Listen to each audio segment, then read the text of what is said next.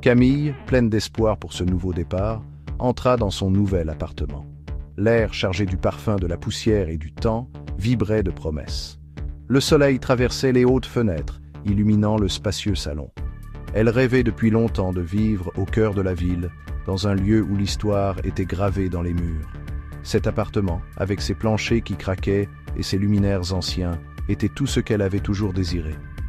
L'excitation de recommencer, de construire la vie dont elle avait toujours rêvé, palpitait en elle. Chaque pièce l'invitait, murmurant des histoires de vie passée et de secrets encore à découvrir. Camille sourit, le cœur rempli d'espoir. Ce n'était pas seulement un appartement, c'était une toile vierge et elle était prête à la peindre avec les couleurs de ses rêves. Les jours se transformèrent en semaines alors que Camille s'installait dans sa nouvelle vie. Elle déballa des cartons, disposa les meubles et redonna vie au vieil appartement. Pourtant, une pièce restait intacte, sa porte toujours fermée. C'était la plus petite des pièces, nichée au bout d'un couloir glacial. Même en plein été, un froid mordant émanait de ses profondeurs. La différence de température était saisissante, comme si l'on franchissait une barrière invisible vers un abîme glacé. La curiosité luttait contre l'inquiétude en Camille. Elle aspirait à comprendre la source du froid troublant de la pièce, mais quelque chose la retenait. C'était comme si une main invisible se pressait contre sa poitrine, l'avertissant de rester à l'écart. Malgré l'attrait de l'inconnu, Camille ne pouvait se défaire du sentiment que certains secrets étaient mieux gardés. Un soir, alors qu'elle réaménageait les meubles de sa chambre, Camille découvrit une planche détachée. Piquée par la curiosité, elle la souleva. Dessous, nichée parmi la poussière et les toiles d'araignée, se trouvait une enveloppe jaunie. La lettre à l'intérieur, écrite d'une écriture tremblante, datait de plusieurs décennies. Elle parlait de la pièce au bout du couloir, la pièce perpétuellement froide. L'auteur, un ancien habitant de l'appartement, relatait d'étranges phénomènes, des bruits inexpliqués, des objets qui se déplaçaient tout seuls, une sensation constante d'être observé. La lettre se terminait par un avertissement effrayant.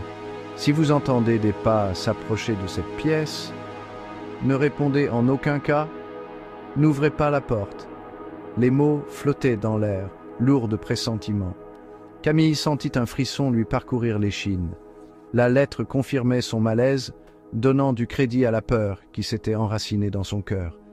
La pièce renfermait des secrets sombres et troublants, et Camille n'était plus sûre de vouloir les découvrir.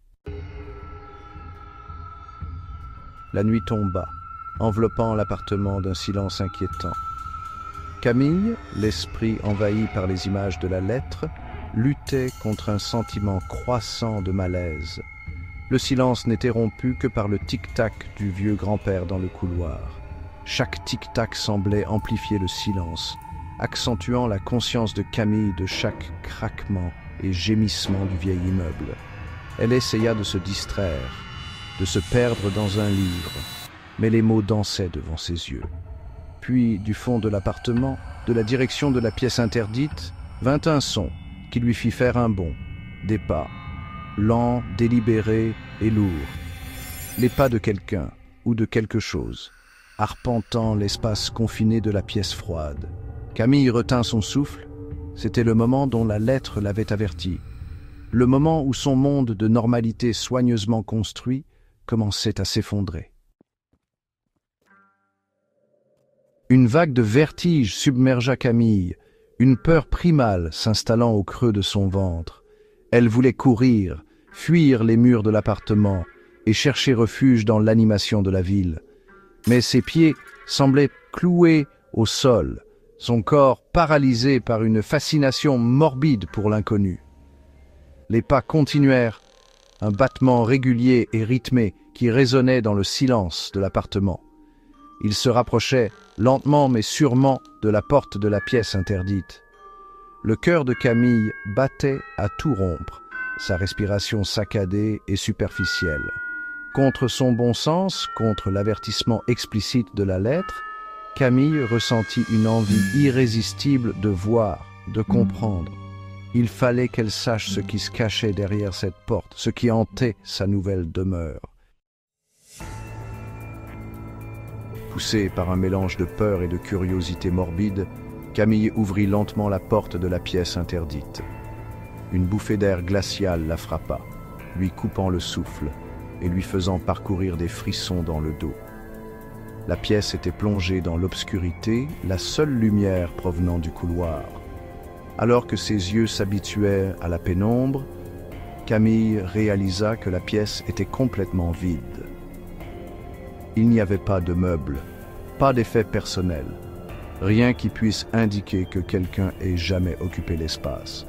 C'était comme si la pièce elle-même était un vide, dépourvu de vie et de chaleur.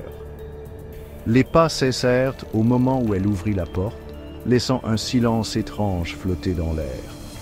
Une sueur froide perla sur la peau de Camille. Elle s'attendait à trouver quelque chose, quelqu'un pour expliquer les pas, le froid, la lettre.